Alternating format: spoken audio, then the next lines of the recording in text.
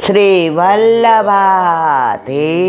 કી, गिरिराज धरण की जय, श्याम सुंदर श्री अम्ने महारानी की, श्री गुसाई जी परम दयाड़ की, श्री गोकुल नाथ की, दाव दयाल की, श्री नवनीत प्रिया लाल की, अपने माथे विराजता सेव्य स्वरूप की, બધાય વૈષ્ણવને જાજા કરીને જય શ્રી કૃષ્ણ.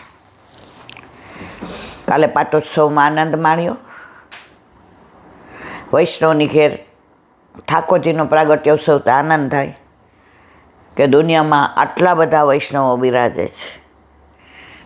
એમાં પ્રભુ મને એવી કૃપા કરે છે કે જેના ઘરે ઠાકોરજી બિરાજતા હોય એના ઘરે જ પાટોત્સવ આવે અને એના ઘરે જવાનું સૌભાગ્ય મને સાંપડે છે.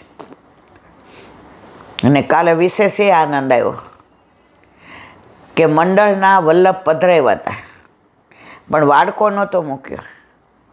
શરૂઆત એમણે કરી કે ભેટ અમારે જે ધરવી હશે એ અમે ડાયરેક્ટ ધરી દેશું, બાકી અમારા ઘરે વલ્લભ પધાર્યા છે તો વાડકા કોઈએ મૂકવા નહીં. જુઓ, અત્યારે વંચકો એટલા બધા થઈ ગયા છે કે જેના ઘરે ઠાકોરજી નથી બિરાજતા એ એટલો બધો ઉત્સાહ બતાવે, એવું સરસ ગાય, હવે બધી રીતે અનુકૂળ હોય પણ ઠાકોરજી પધરાવવા નથી, કારણ ગળાબંધણી થઈ જાય. તો બને ત્યાં સુધી હરિરાયજીએ શિક્ષાપત્રમાં કહ્યું છે કે વંચકોથી દૂર રહેવો. જે દીકરી પરણતી ન હોય અને એની હારે બેનપણા થાય એટલે બીજીને શીખવાડે. આપણે તો સ્ત્રી સ્વતંત્રમાં ગણાય, આપણે કોઈના અંડરમાં નહીં રહેવાનું.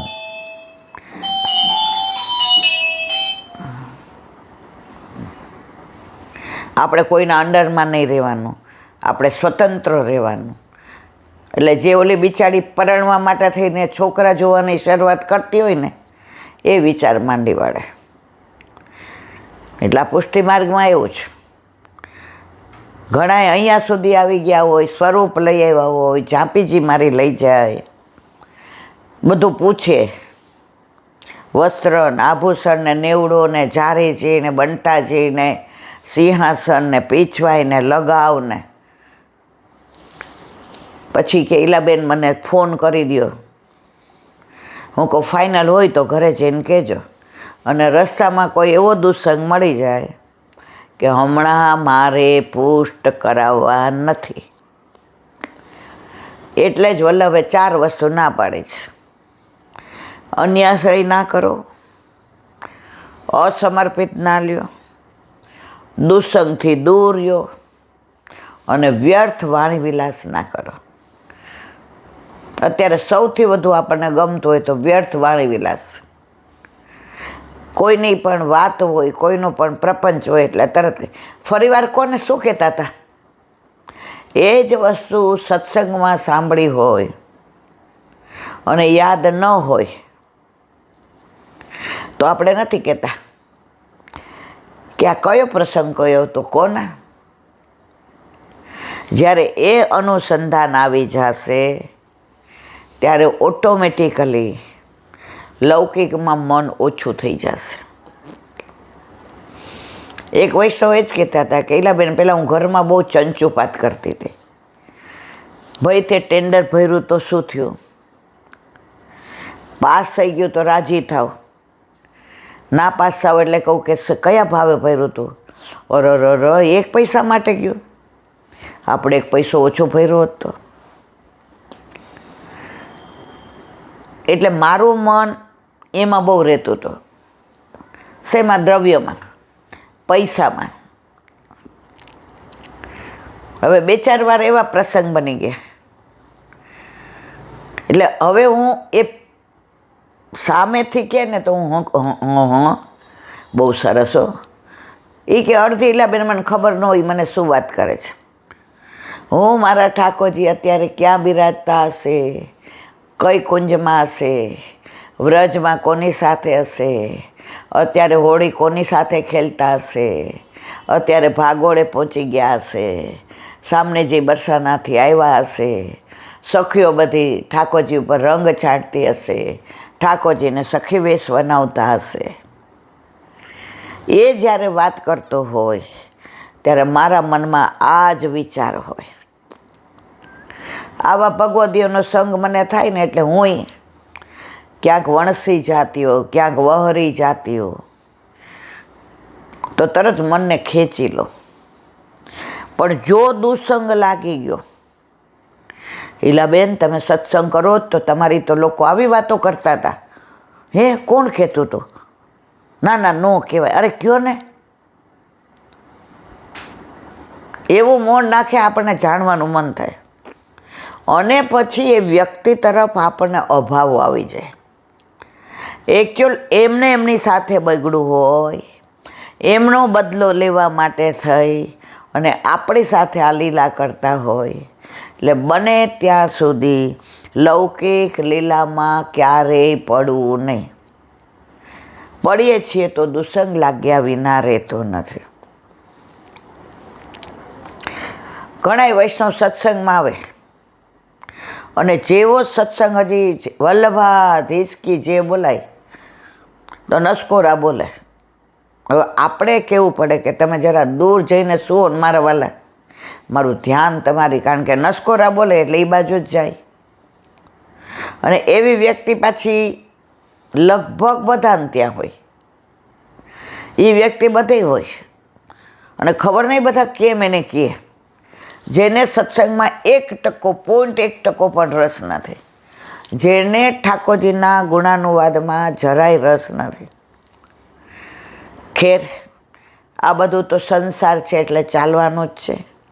પણ ખરેખર જેને રસ છે, 25માંથી 5ને પણ રસ હોય અને એના જીવનમાં જો આટલા વખતથી વાડકાની વાતો કરતી હતી કે વલ્લભ પાસે વાડકા ન મુકાય, અન્ય માર્ગીઓ ભેટ ધરાવે, આપણા વલ્લભે સ્વીકારે નહીં. મૂળ પુરુષમાં ચોખ્ખું દ્વારકેશજીએ લખ્યું છે કે સદુ પાંડેને ઘેર પધાર્યા આન્યોરમાં.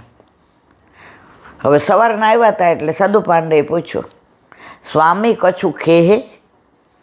ખેહે એટલે લેશો વ્રજ ભાષામાં. સ્વામી કશું લેશો? વલ્લભે જવાબ ના આપ્યો. કૃષ્ણદાસ મેઘરને આપ્યો, સેવક કોઈ લેહે.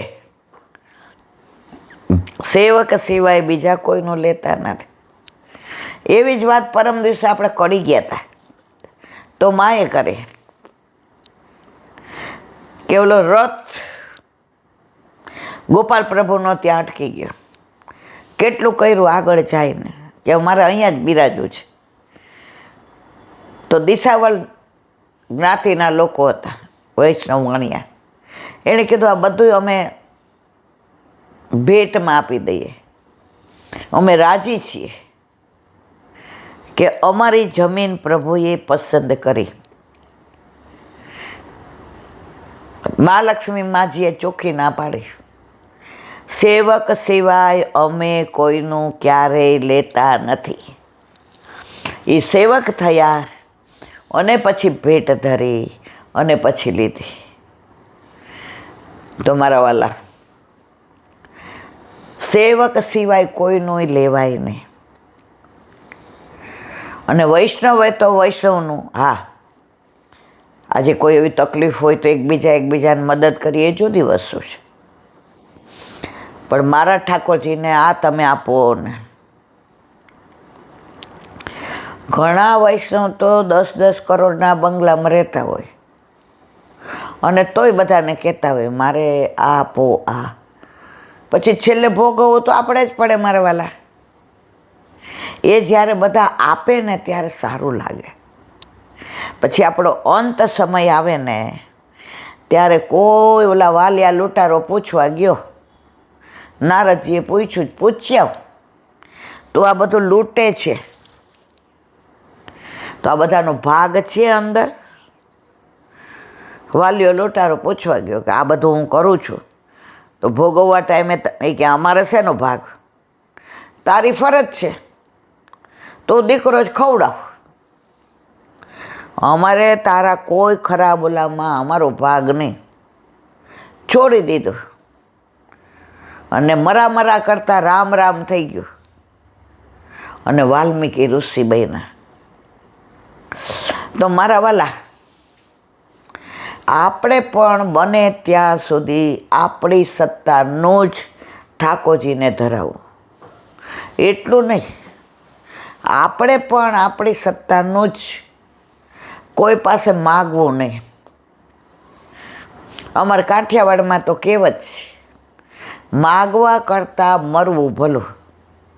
હા, એ જુદી વસ્તુ છે. આજે ખેતરમાં બધા આવ્યા હોય, હવે ઘણું બધું શાક થયું હોય અને ઠાકોરજીને ઓર્ગેનિક તાજું શાક આરવવું હોય, જાતે બધાએ વીણું. ઈલાબેન, આના પૈસા એના પૈસા ન હોય મારવાલા, આ તો ઠાકોરજીનું ખેતર છે. તમે જાતે વીણું, જાતે મહેનત કરી, એ અલગ વસ્તુ છે. પણ અત્યારે જે બધું દેખાદેખી, તે આમ કર્યું એટલે મારે આમ કરવું, એમાં પ્રભુ પ્રસન્ન રહેતા નથી. પ્રભુ ક્યારે પ્રસન્ન રહે?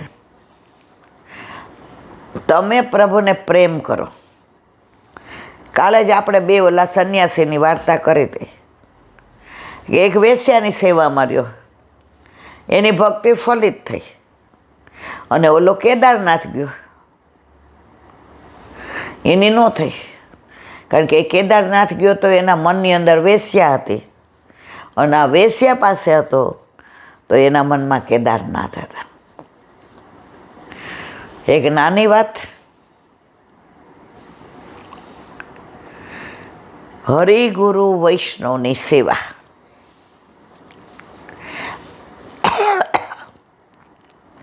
આપણે હરિગુરુને તો માન આપીએ છીએ, પણ વૈષ્ણવને આપણે એ સ્વરૂપ જાણતા નથી. એટલે વૈષ્ણવના દોષ જોઈએ, વૈષ્ણવની કાંઈ ટેલ હોય તો ના કરીએ. એક વૈષ્ણવને સૌરાષ્ટ્રમાં બહુ જ શરીરનો દુખાવો, બધું જ ચેક કરાવ્યું, બધું કર્યું, પણ કાંઈ પકડાય નહીં અને એટલો બધો દુખાવો થાય. એટલે ભગવદી હતા, એણે કહ્યું હું સામે ગામ સત્સંગમાં જાઉં છું.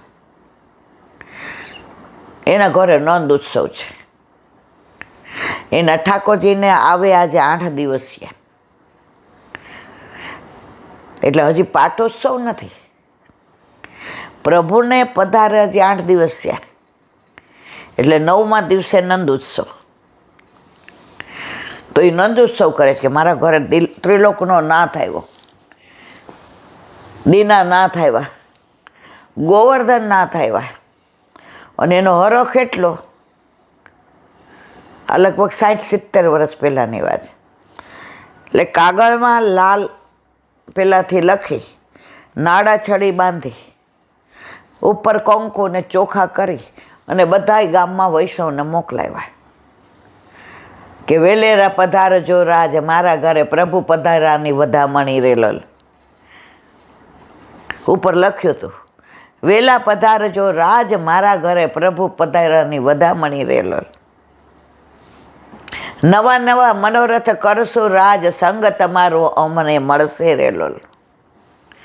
વેલા આવીને મુજ આંગણું શોભાવશો, નાથ મારો થશે રાજી રેલોલ. મને આખું તો નથી આવડતું, પણ સાંભળેલી વાત છે.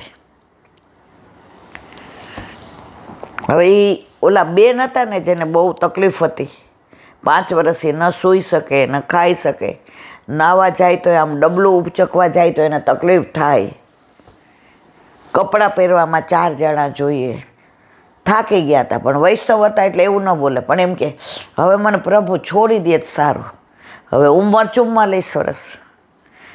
પહેલાંના જમાનામાં તો વહેલા પરણાવતા, એટલે દીકરો પરણાવી દીધો હતો. પણ દિવસમાં એકવાર બોલી જાય, હવે મને પ્રભુ છોડી દેતો સર. તો આ ભગવદી એના બેનપણી હતા. જો ભગવદીઓનો સંગ કરવો, વંચકોનો ના કરવો મારા વાલા. એટલે ઓલા ભગવદીએ કહ્યું, જે 70-75 વર્ષના હતા, એ કે તું મારે ભેગી હાલ, આખા ગામને એ કે આમંત્રણ છે, 3 દિવસ રહેવાનો છે. નંદ ઘેર આનંદ કર્યો અને બધાએ ઠાકોરજી પધરાવીને જવાનું. ઓલા બેન કે મારાથી તો એટલું બધું નાવમાંથી ઉતરવાનું, સામે ગામ જવાનું, ચાલવાનું, મારાથી તો પગમાં ચંપલે પહેરાતા નથી, એટલા તો મારા પગમાં હોજા છે. એ કે થોડુંક સહન કરીને હાલ ને ગંગી, એનું નામ ગંગી હતું. એટલે એને દીકરાએ કીધું, મમ્મી 5 વર્ષથી ક્યાંય નથી ગઈ, જા ને, તને બા કહે છે તો.